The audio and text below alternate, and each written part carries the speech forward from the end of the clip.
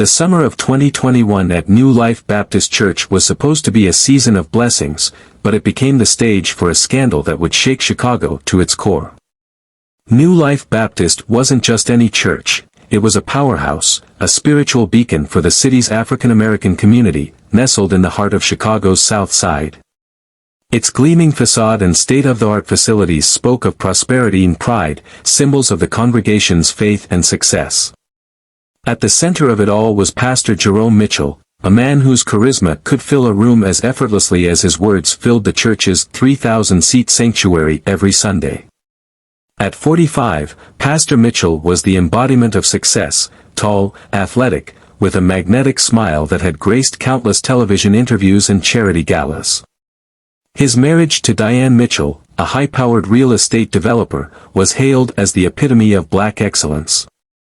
Together, they were the perfect couple, role models to their flock and the city beyond.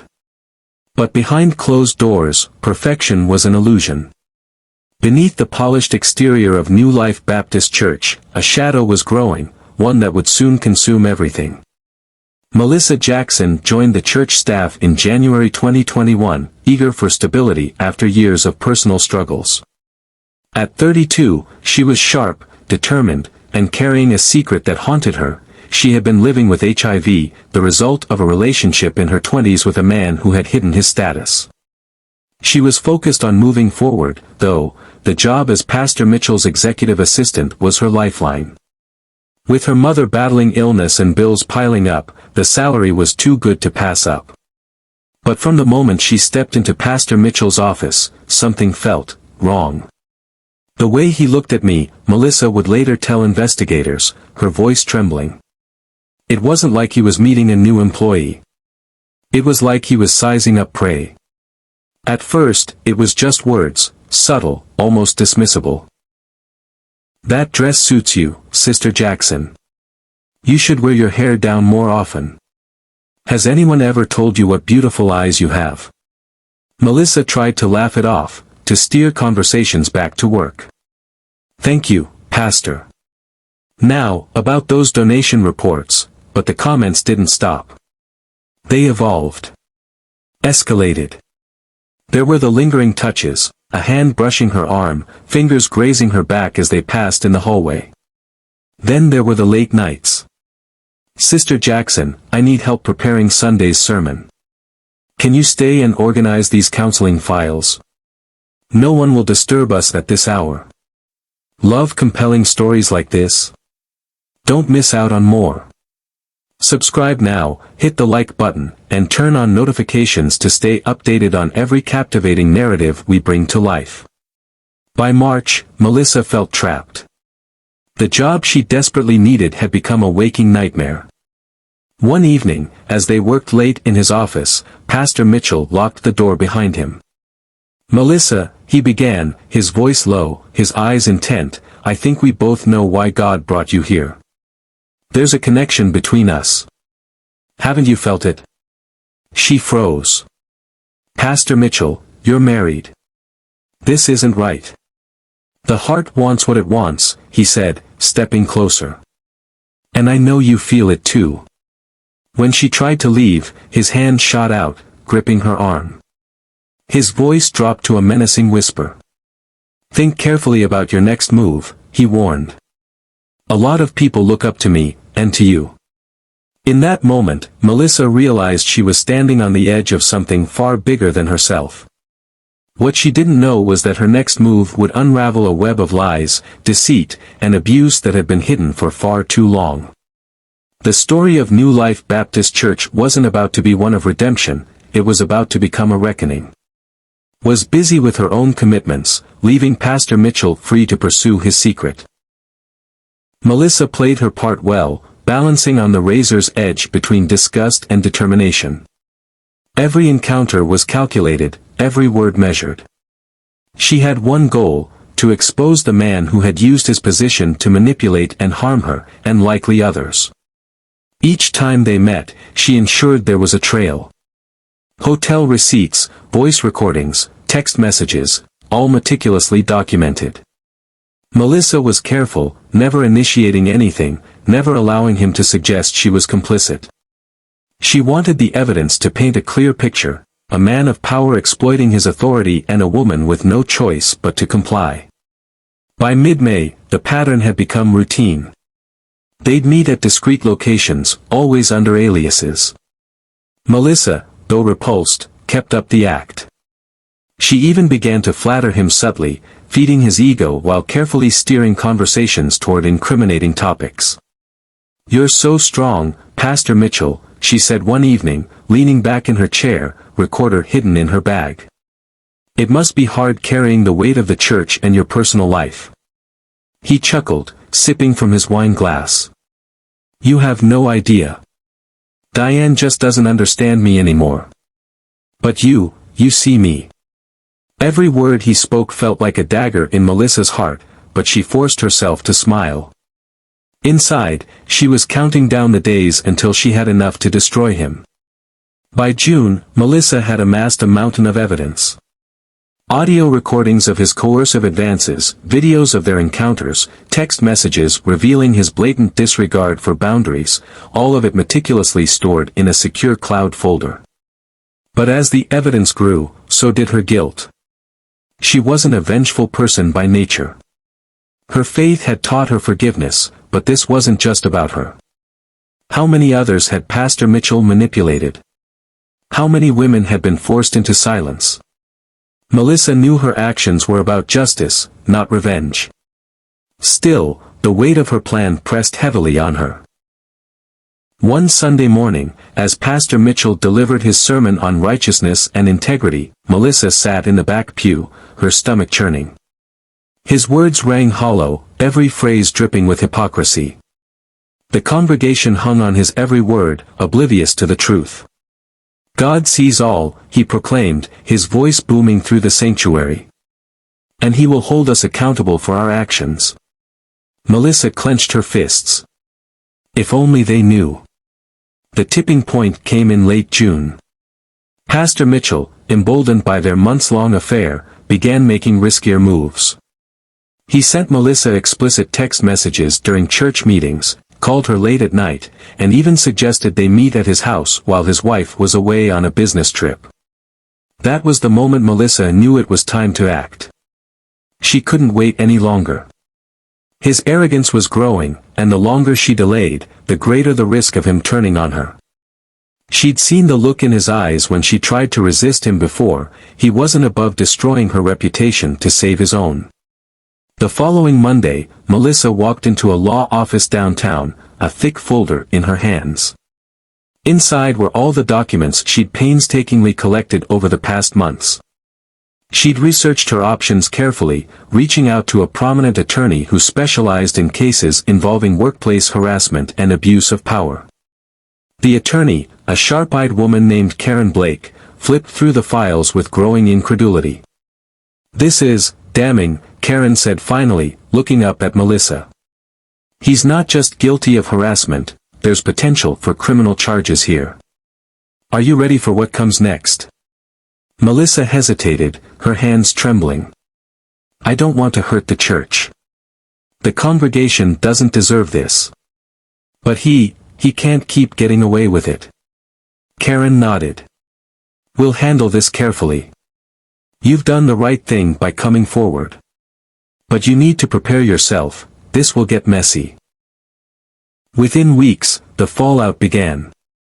A letter detailing the allegations and evidence was sent to the church board, accompanied by an anonymous tip to a local journalist who had a reputation for exposing corruption.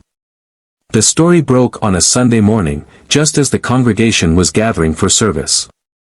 Breaking: Scandal rocks New Life Baptist Church, pastor accused of harassment and abuse of power. The headline was everywhere, on phones, on TVs, whispered among shocked churchgoers. Pastor Mitchell tried to carry on as usual, but the whispers grew louder. By the time he stepped onto the pulpit, half the congregation had already left. Melissa watched from a distance, her heart pounding. She'd stayed away from the service, knowing the storm she'd unleashed. But she felt no relief, only a hollow ache. Justice was being served, but at what cost? The weeks that followed were chaotic. Pastor Mitchell denied everything at first, calling the allegations a smear campaign. But as the evidence came to light, his denials crumbled. The recordings, the texts, the receipts, it was all irrefutable. By August, he had resigned in disgrace, his once stellar reputation in ruins. Legal proceedings loomed, and whispers of other victims began to surface. Melissa, though relieved to see justice served, remained anonymous. She didn't want the spotlight, she only wanted to stop the cycle of abuse. For the first time in months, she felt a sense of peace. She hadn't just stood up for herself, she'd stood up for every woman who'd been silenced, every person who'd suffered in the shadows. Love compelling stories like this? Don't miss out on more. Subscribe now, hit the like button, and turn on notifications to stay updated on every captivating narrative we bring to life. And as she sat in her small apartment, journal in hand, she wrote a final entry: justice isn't about revenge. It's about accountability. And today, justice was served. Melissa played her role with unnerving precision. While Pastor Mitchell's health quietly faltered, his arrogance and blind faith in his own invulnerability remained as bold as ever. He leaned on Melissa more than ever, demanding her attention and loyalty. Each encounter made him weaker and her position stronger, both in their twisted dynamic and in her growing cache of evidence.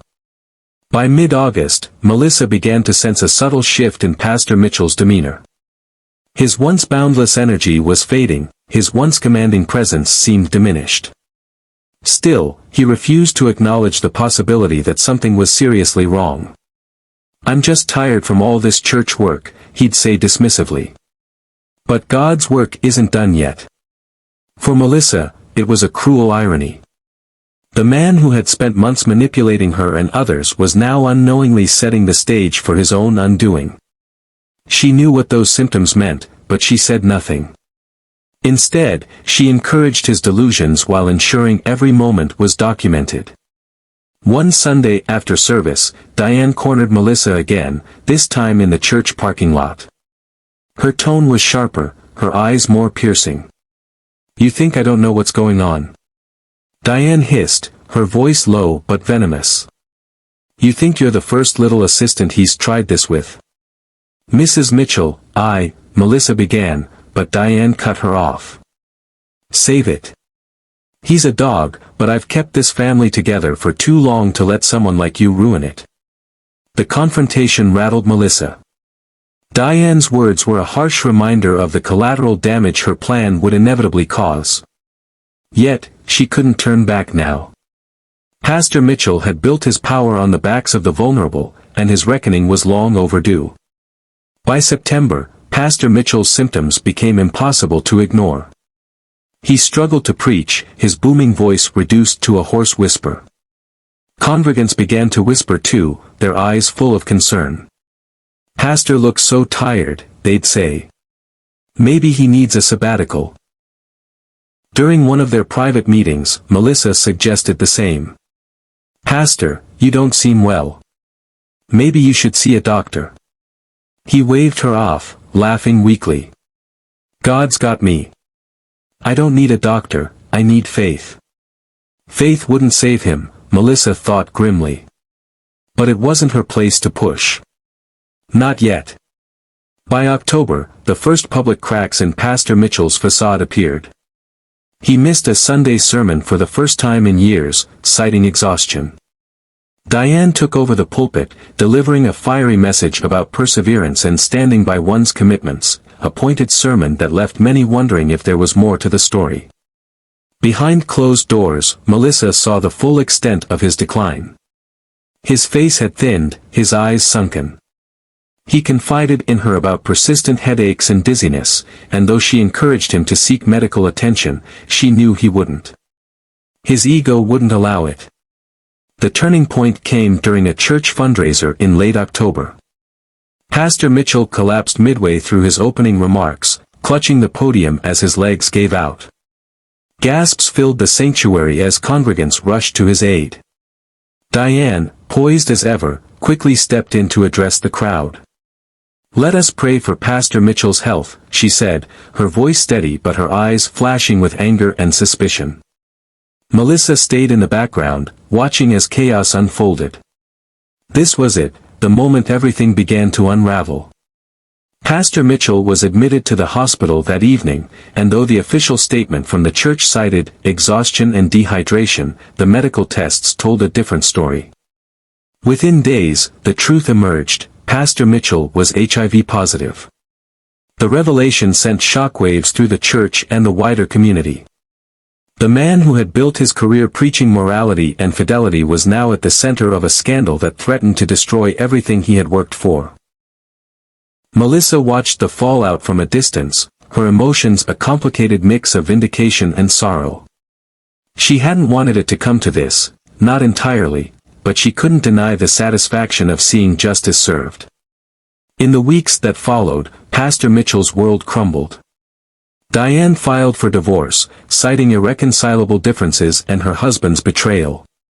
The church board launched an internal investigation, uncovering years of financial improprieties and a pattern of abusive behavior toward staff and congregants. Melissa, armed with her evidence, finally came forward. With the support of her attorney, she filed a formal complaint against Pastor Mitchell, detailing his harassment and coercion. Her courage inspired others to step forward, and soon, a pattern of abuse spanning years began to emerge.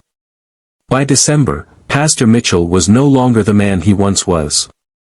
His health had deteriorated to the point where he could barely leave his home. The church had severed all ties with him, and his once loyal congregation had turned their backs. Melissa, meanwhile, found herself grappling with the aftermath of her actions. She had won, but at a cost. The weight of her choices, the toll of her deception, lingered like a shadow. One evening, as she sat in her small apartment, she received a call from Diane. "You did what I couldn't," Diane said quietly. "You brought him down. For that, I thank you." Melissa didn't know what to say. She hung up the phone and stared out the window, the city lights twinkling in the distance.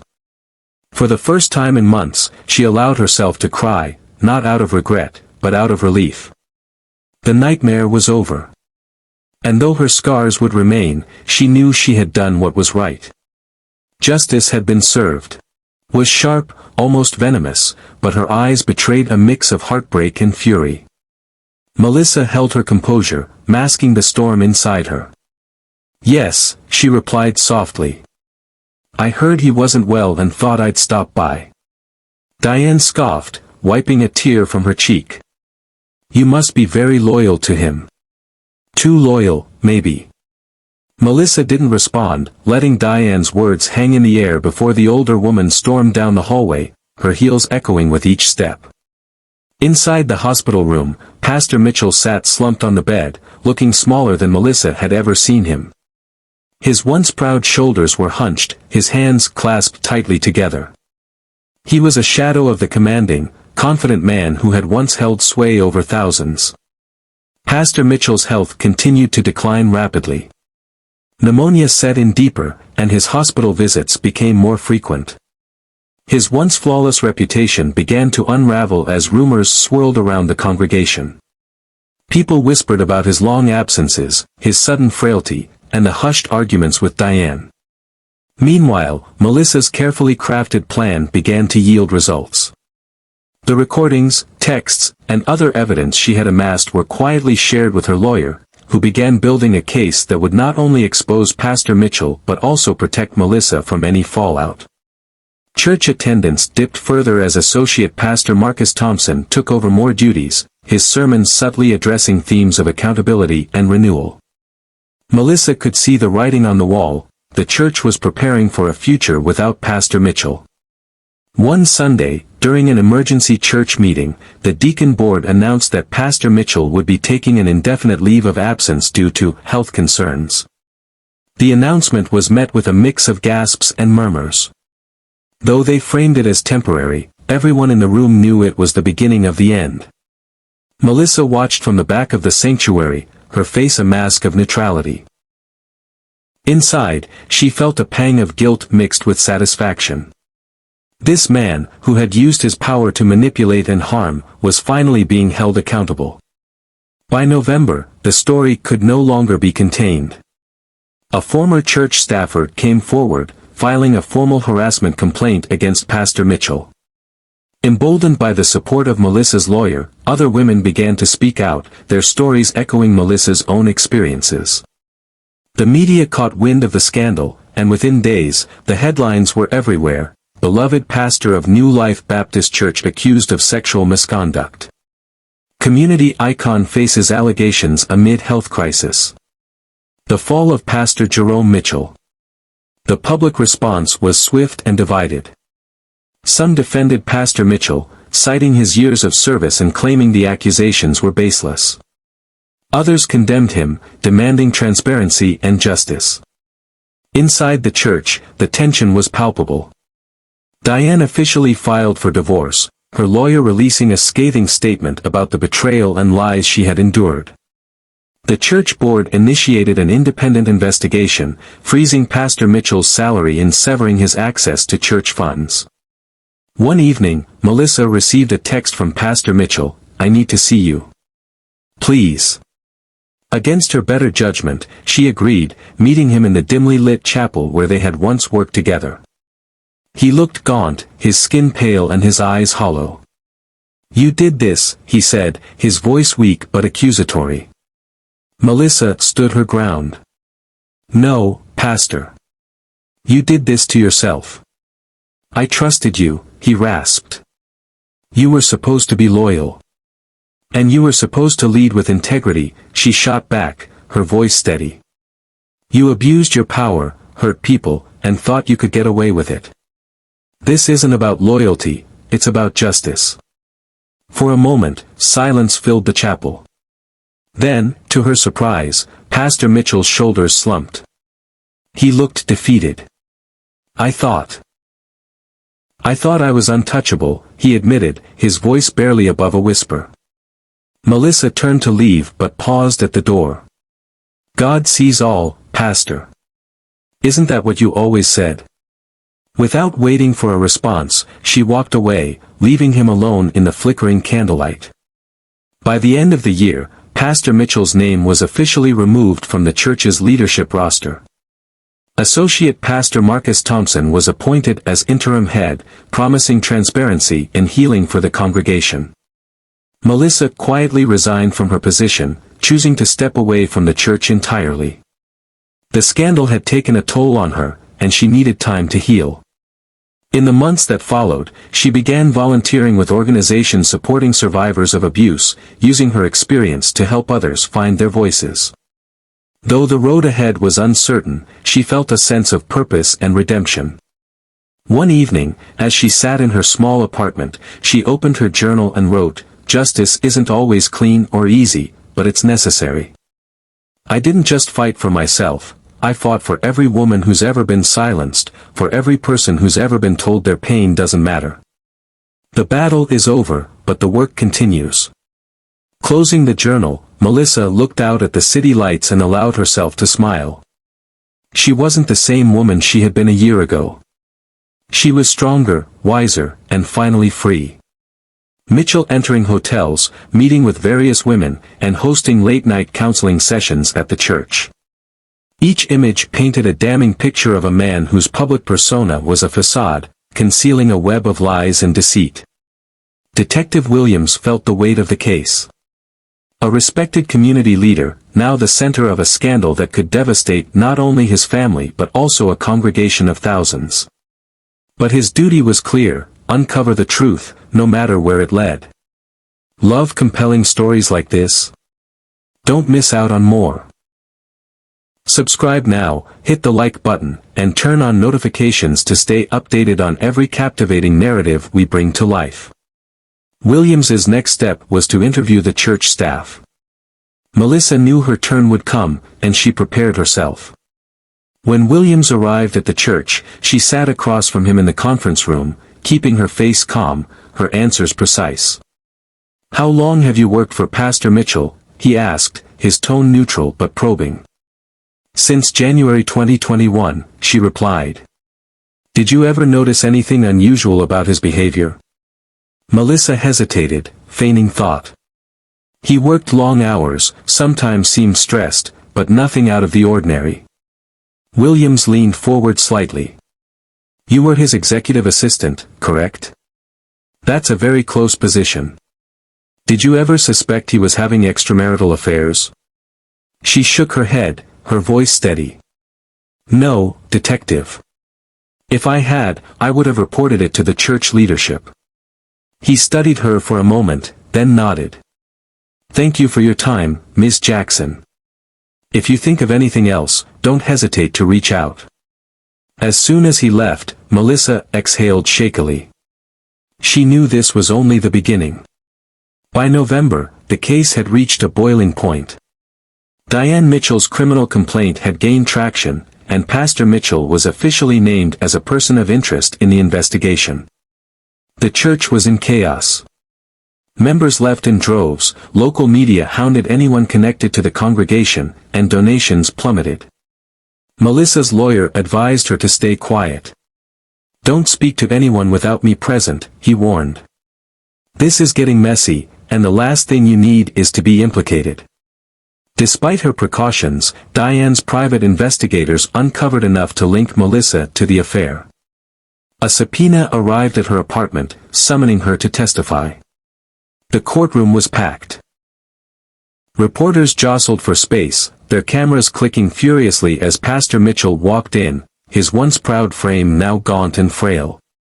Diane sat at the plaintiff's table, her expression cold and unyielding.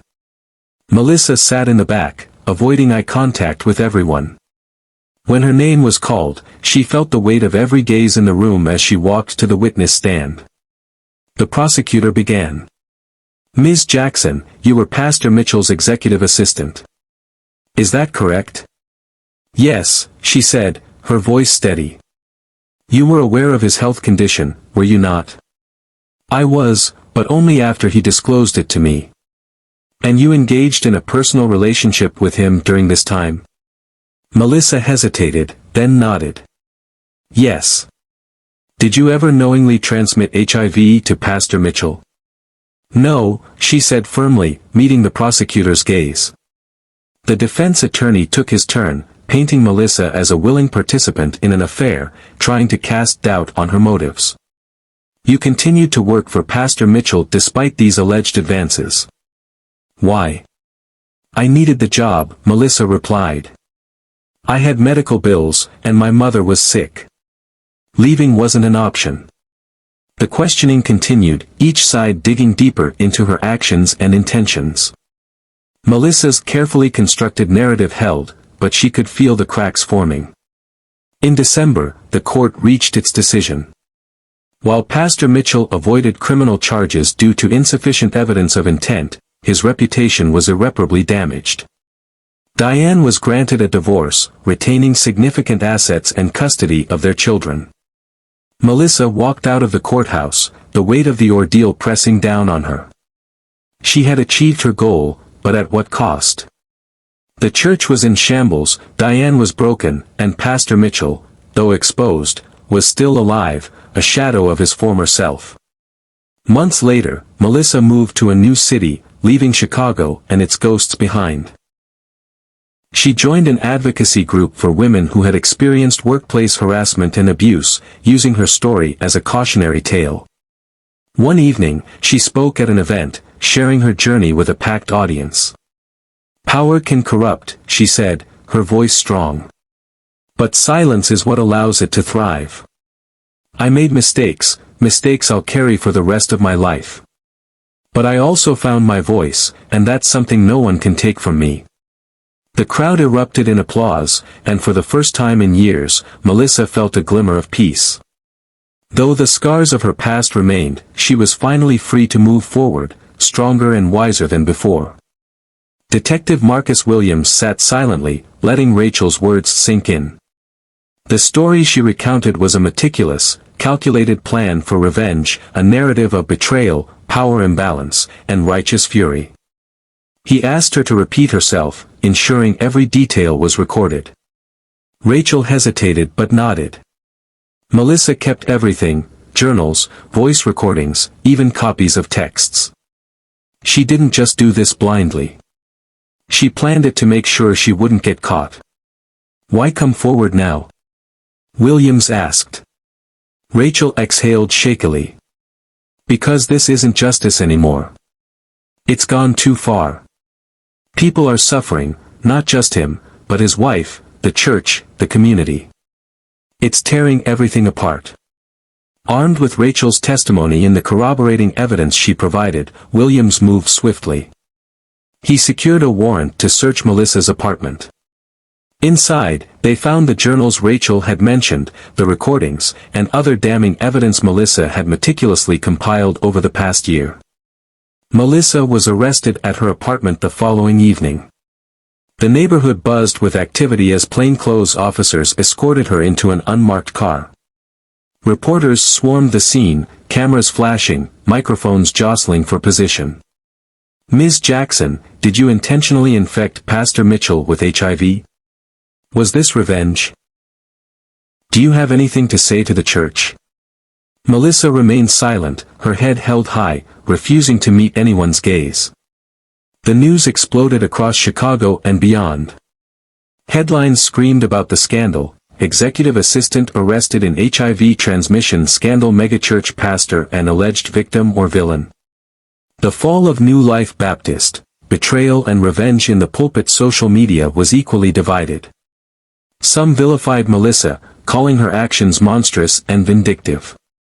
Others saw her as a tragic figure, a victim pushed too far by a predatory system. "She's just as bad as he is," one commenter wrote. "She's a hero for standing up to him," another countered. "Everyone in this story is wrong," a third declared. Melissa's trial began in early 2022, and it gripped the nation. The courtroom was packed every day with reporters, church members, and curious onlookers. The prosecution painted Melissa as a cold, calculating woman who sought to destroy a man's life out of vengeance. They presented her journals as evidence, emphasizing the entries where she detailed her plans to infect Pastor Mitchell. She had every opportunity to walk away, the prosecutor argued. But instead, she stayed. She plotted. She executed a plan to harm not only Pastor Mitchell but everyone around him. The defense countered with a different narrative, focusing on Melissa as a victim of workplace harassment and abuse. They highlighted Pastor Mitchell's pattern of predatory behavior, calling former employees and victims to testify. He used his position of power to exploit vulnerable women, Melissa's lawyer argued. "My client was one of many, but unlike the others, she decided to fight back." The most dramatic moment came when Melissa took the stand. "Did you intentionally infect Pastor Mitchell with HIV?" the prosecutor asked. Melissa paused, the weight of the question hanging in the air. Finally, she spoke. "Yes. But not out of malice. Out of desperation. He destroyed so many lives, and no one stopped him. I wanted him to understand what it feels like to be powerless, to be violated. I didn't think about the consequences, and for that, I'm sorry." After weeks of testimony, the jury deliberated for 3 days. Melissa was found guilty of aggravated battery and intentional HIV transmission but was acquitted of attempted murder. She was sentenced to 15 years in prison, with the possibility of parole after 10 years. Pastor Mitchell, meanwhile, faced his own reckoning. Though he avoided criminal charges, his reputation was irrevocably shattered. He left Chicago, retreating from public life entirely. In prison, Melissa became an advocate for women who had experienced workplace harassment and abuse. She started a support group, helping others find their voices and share their stories. The church never fully recovered. New Life Baptist downsized significantly, its once thriving congregation reduced to a fraction of its former size. Diane Mitchell divorced Jerome and began a new life, dedicating herself to charity work supporting victims of domestic and sexual abuse. As for Detective Williams, the case haunted him for years. He often thought about Melissa's journals, the pain woven into every word. Revenge poisons the soul, he'd once overheard her say in court. But it was also true that injustice, left unchecked, could fester into something far worse. Years later, a journalist interviewed Melissa for a feature on the case. "Do you regret what you did?" they asked.